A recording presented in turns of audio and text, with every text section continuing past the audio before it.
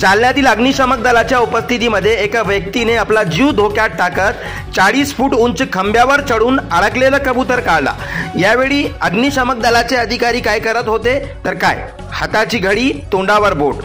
जालना शहरातील महानगरपालिकेच्या अग्निशमक दलाच्या उपस्थितीमध्ये एका व्यक्तीने आपला जीव धोक्यात टाकत 40 फूट उंच खांब्यावर अडकलेला कबूतर काढला। तर यावेळी अग्निशमक दलाचे अधिकारी हाताची घडी तोंडावर बोट ठेवून फक्त सर्कसवाने बघत होते।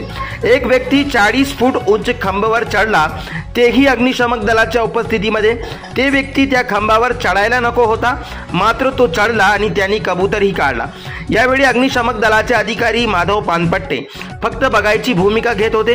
अशातच काही जीवितहानी झाली असती तर याचा जबाबदार कोण? माधव पानपट्टे जबाबदारी स्वीकारणार का, असा प्रश्न या निमित्ताने उपस्थित होत आहे। तर जिल्हाधिकारी डॉक्टर श्रीकृष्णा पांचाळ यांनी अशा कामचोर अधिकाऱ्यांवर कारवाई करावी अशी मागणी शहरातील नागरिक करत आहे।